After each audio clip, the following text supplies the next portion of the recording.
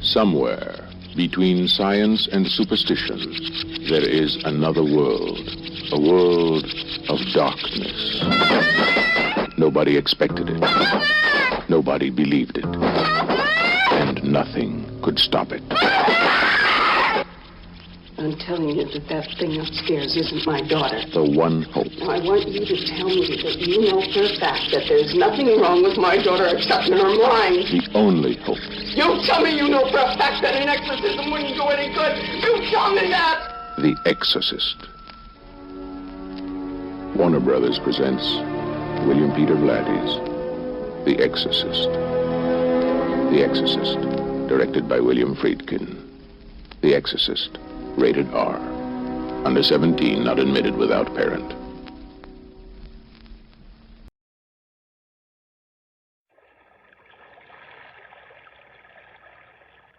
I managed to find the most marvelous chair. It floats beautifully. And you really mustn't worry a bit about all this. We English are a seafaring people, you know. I just must be careful not to tip over. I've been thinking the past few minutes. It's interesting to note how being afloat makes one thoughtful. The soothing motion, I suppose. At any rate, I was thinking that perhaps it might not be a good idea for you to listen to too many ghost stories. For instance, this is the sort of thing that could possibly happen.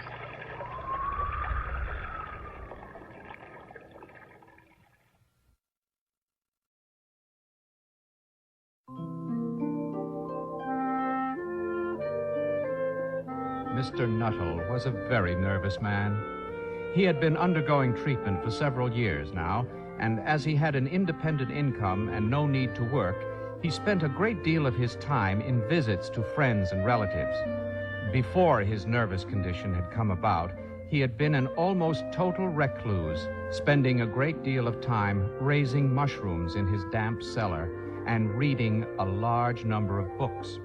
As a consequence, his visits to see relations consisted of meeting a large group of comparative strangers. It was in the early fall of the year when he knocked on the door of the Sappleton residence.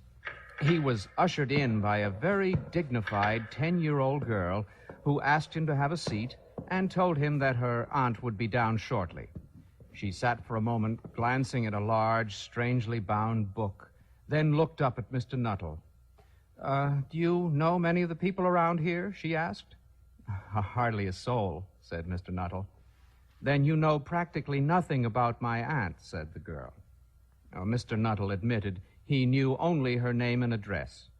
The young girl smiled sympathetically. "Her great tragedy happened just 3 years ago." "Tragedy?" inquired the nervous Mr. Nuttall. The girl pointed to the French windows leading to the lawn. "You may wonder why we keep that window open in the fall of the year." "Oh, it is quite warm for this time of the year," said Mr. Nuttall, shifting in his chair. "But has that window got anything to do with the tragedy?" The girl then told him this story. Out through that window 3 years ago this very day, her husband and her 2 younger brothers went off for a day's hunting in the woods, you can see there. They never came back.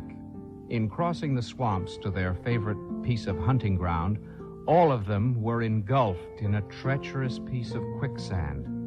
Their bodies were never recovered. That was the dreadful part of it.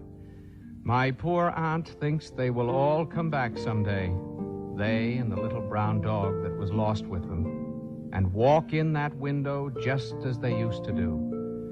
That is why the window is kept open every evening till night falls.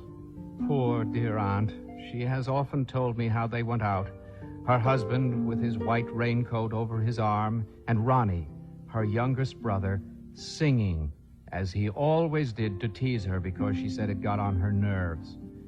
Do you know that sometimes on still, quiet evenings like this, I almost get the creepy feeling that they will all walk in through that window.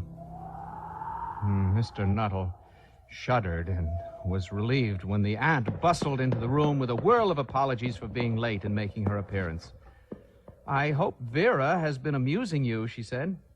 "She's been very interesting," said Mr. Nuttall, glancing in the direction of the open window.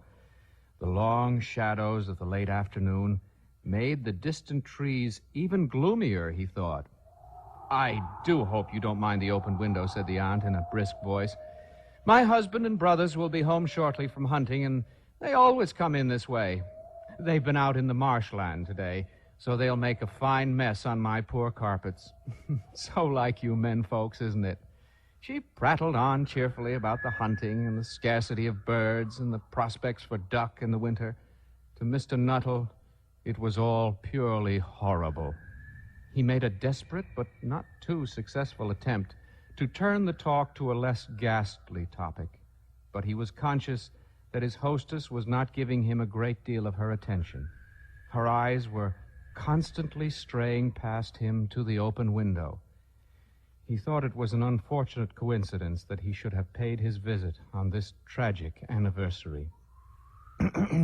He cleared his throat nervously and tried once more to capture the attention of his hostess.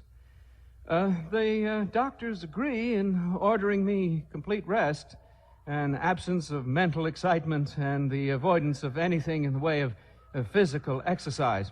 On the matter of diet, they are not so much in agreement." "No?" said the aunt. Then she suddenly brightened into alert attention. "Here they are at last, and just in time for tea. Don't they look as if they're muddy up to the eyes?" Mr. Nuttall shivered slightly and turned toward the little girl to give her a smile of sympathy. The child was staring out through the open window with dazed horror in her eyes. In the chill shock of nameless fear, Mr. Nuttall swung around and looked in the same direction. In the deepening twilight, 3 figures were walking across the lawn toward the window. They all carried guns under their arms, and one of them carried a muddy white raincoat.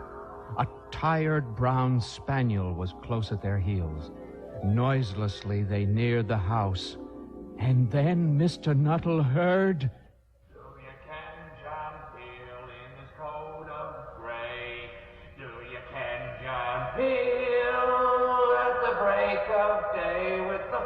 And the hounds in the morning.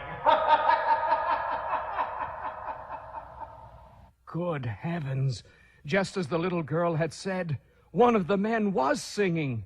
Mr. Nuttall grabbed wildly for his hat and coat and dove for the front door. Flinging it open, he ran down the path, tried to jump the hedges, tripped and fell down. He picked himself up and with one terrified look back at the house, ran down the road toward the railroad station.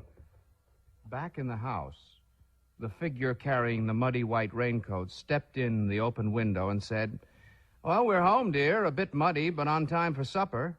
"Who was that ran out as we came up to the house?" That was a Mr. Nuttall, dear," said the aunt. "Some distant relative who dropped in for a visit." "Extraordinary man. All he seemed to talk about was his illness, and when he saw you coming, dashed off without saying a word. I don't know what to make of it." The little girl shook her head gravely and said, "I expect it was the spaniel. Mr. Nuttall has a horror of dogs. He was telling me just before you came down that once he was chased into a cemetery by a pack of wild dogs and had to spend the night in a newly dug grave with the creatures snarling and grinning and foaming just above him."